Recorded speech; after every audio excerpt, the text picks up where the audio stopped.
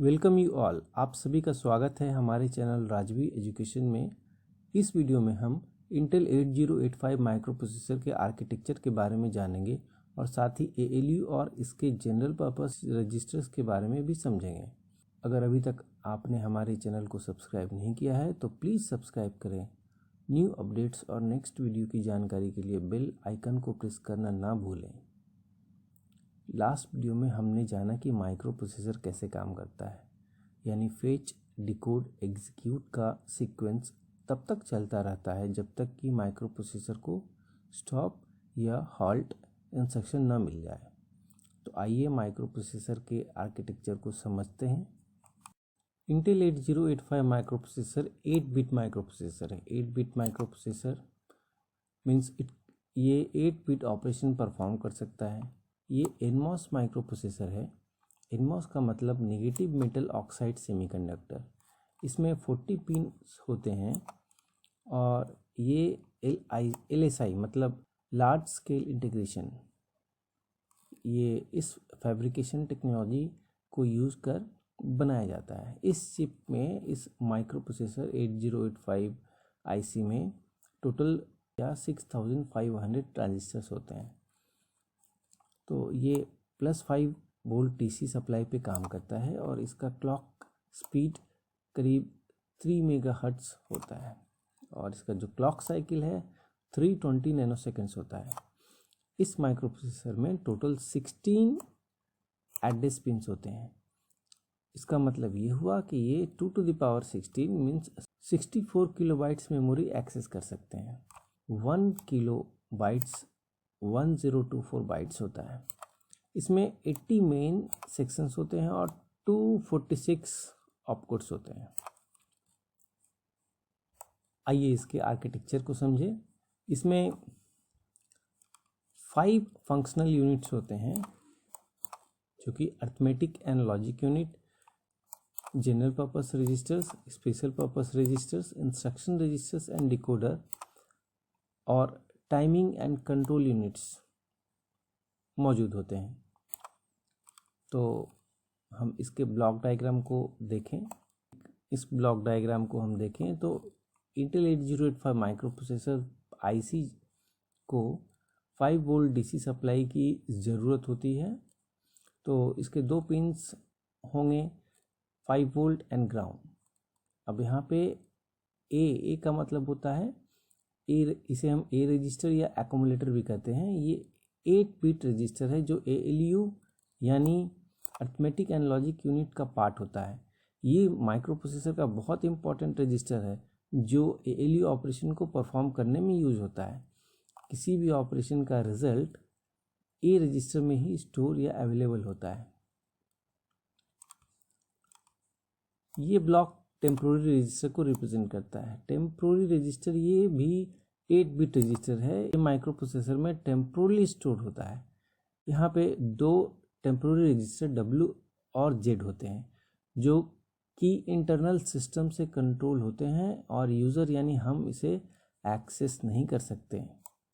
तो ये दोनों रजिस्टर्स हम लोग प्रोग्राम में यूज़ नहीं कर सकते। अब यहाँ पे है फ्लैग्स स्टेटस फ्लैग्स होते हैं जिसमें फ्लिप फ्लॉप्स यूज़ होते हैं जो कि ALU ऑपरेशन के दौरान जो कंडीशन अराइज होता है उसके कारण सेट या रिसेट होते हैं। हम अगले वीडियो में फ्लैग्स के बारे में डिटेल में जानेंगे। अब यहाँ पे हम देख सकते हैं ALU का मतलब होता है अरिथमेटिक एंड लॉजिक यूनिट। तो यहाँ पे अरिथमेटिक मीन्स एडिशन, सब्ट्रैक्शन और लॉजिकल यूनिट मीन्स लॉजिकल और लॉजिकल एंड और भी जितने लॉजिकल ऑपरेशन है।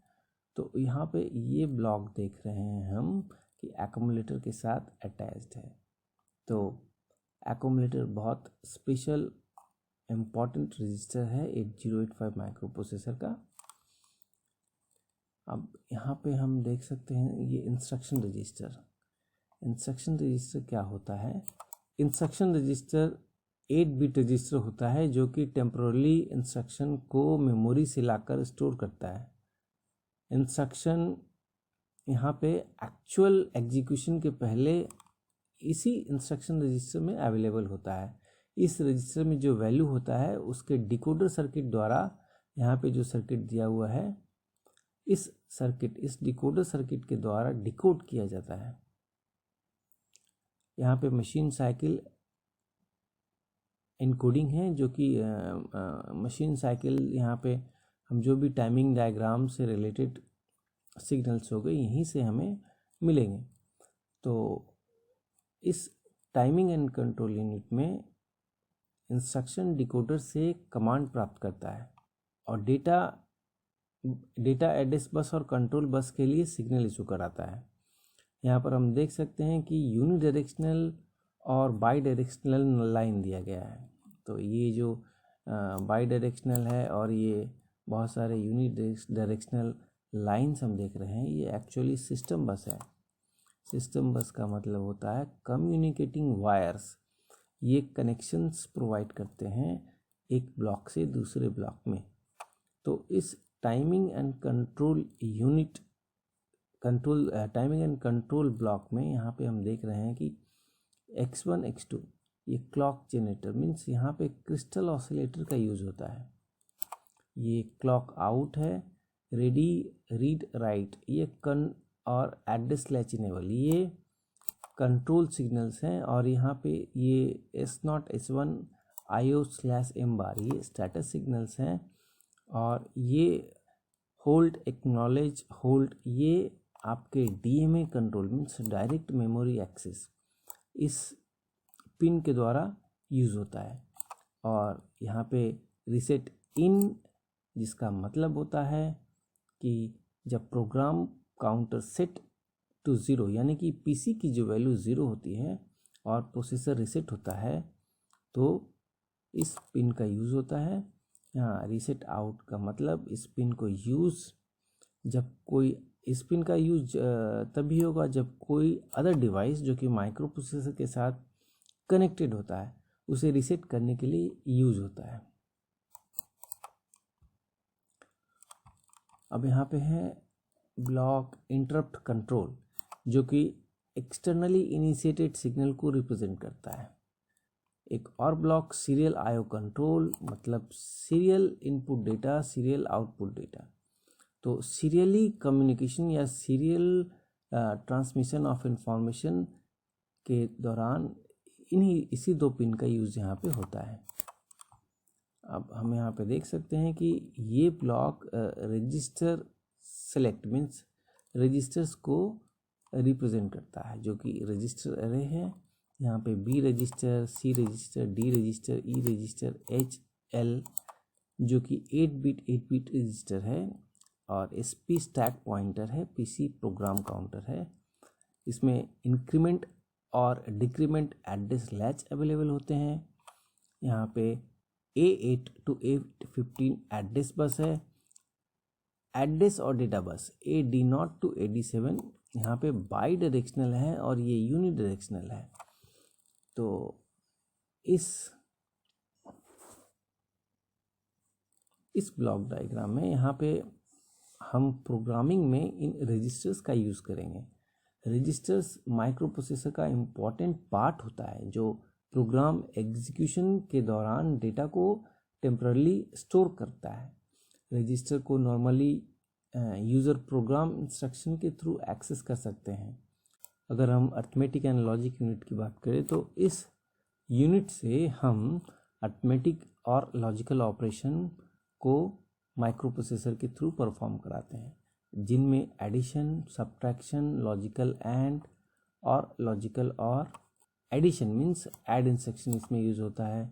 सब्ट्रैक्शन में सब SUB सब इंस्ट्रक्शन यूज होता है। लॉजिकल एंड में ANA, लॉजिकल और में ORA और एक्सक्लूसिव और में XRA, complement, increment, decrement, rotate left, rotate right, set the carry flag, compare आदि बहुत सारे इंस्ट्रक्शंस जो कि अर्थमेटिक एंड लॉजिक यूनिट के अंदर आते हैं। इन इंस्ट्रक्शंस का हम डिफरेंट असेंबली लैंग्वेज प्रोग्राम्स में यूज़ करेंगे। इन इंस्ट्रक्शंस के बारे में हम लोग नेक्स्ट वीडियो में डिटेल्स में जानेंगे। जनरल पर्पस रजिस्टर्स तो माइक्रो प्रोसेसर में 6 8 बिट जनरल पर्पस रजिस्टर्स होते हैं जो कि B, C, D, E, H और एल रजिस्टर्स हैं। तो ये रजिस्टर्स क्या है? रजिस्टर्स माइक्रो प्रोसेसर का इम्पॉर्टेंट पार्ट होता है जो प्रोग्राम एग्जीक्यूशन के दौरान डेटा को टेम्परली स्टोर करता है। रजिस्टर्स को नॉर्मली यूज़र प्रोग्राम इंस्ट्रक्शन के थ्रू एक्सेस करते हैं। तो एक रजिस्टर 8D फ्लिप फ्लॉप्स का कलेक्शन है। क्योंकि बी रजिस्टर की साइज़ 8 बिट होती है तो ईच 8 बिट जिसे हम फ्लिप फ्लॉप के द्वारा रिप्रेजेंट करते हैं। तो यहाँ पे parallel in and parallel out operation in flip flop के द्वारा परफॉर्म होता है। तो फ्लिप फ्लॉप एक इलेक्ट्रॉनिक सर्किट है जिसमें 2 स्टेबल स्टेट्स को यूज़ कर स्टोर किया जाता है। स्टोर डेटा को वेरिएबल इनपुट्स के द्वारा चेंज भी किया जाता है। तो फ्लिप फ्लॉप यहाँ पे एक डेटा स्टोरेज एलिमेंट है। B, C, D, E, H and L ये यूज़र एक्सेसिबल होते हैं जिन्हें हम प्रोग्राम में ज़्यादातर यूज़ करते हैं और ये इन रजिस्टर्स का प्रोग्रामिंग में बहुत इम्पोर्टेंट रोल होता है। इंटेल 8085 माइक्रो प्रोसेसर के वैलिड रजिस्टर पेयर हैं B register pair, D register pair और एच एल रजिस्टर पेयर। यहाँ पे ध्यान देने वाली बात है कि एच एल रजिस्टर पेयर एक स्पेशल सिग्निफिकेंस को रिप्रेजेंट करता है जो कि मेमोरी पॉइंटर है। हम एम जहाँ पे यूज़ करेंगे ये एम एच एल पेयर को रिप्रेजेंट करेगा। तो जब हम असेंबली लैंग्वेज प्रोग्रामिंग के बारे में जानेंगे तो इसका और भी ज़्यादा यूज़ करें। आइए अब चलते हैं इंटेल 8085 माइक्रो प्रोसेसर के पिन डायग्राम को देखते हैं। तो इंटेल 8085 में टोटल 40 पिन्स होते हैं। पिन 1 और पिन 2 जो कि क्रिस्टल ऑसिलेटर के कनेक्शन के लिए यूज़ होता है। Pin 3 reset out, serial IO signals means serially input output signals SOD and SID होते हैं। ट्रैप RST 7.5, RST 6.5, RST 5.5 और INTR जो कि एक्सटर्नली इनिशिएटेड सिग्नल्स होते हैं और इन्हें हम इंटरप्ट्स भी कहते हैं। यहाँ पे INTA बार जो कि एक्टिव लो सिग्नल है और ये इंटरप्ट एक्नॉलेज कहलाता है।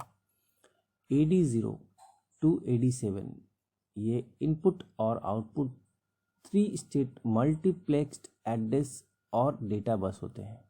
पिन नंबर 20 जो कि ग्राउंड रेफरेंस को रिप्रेजेंट करता है।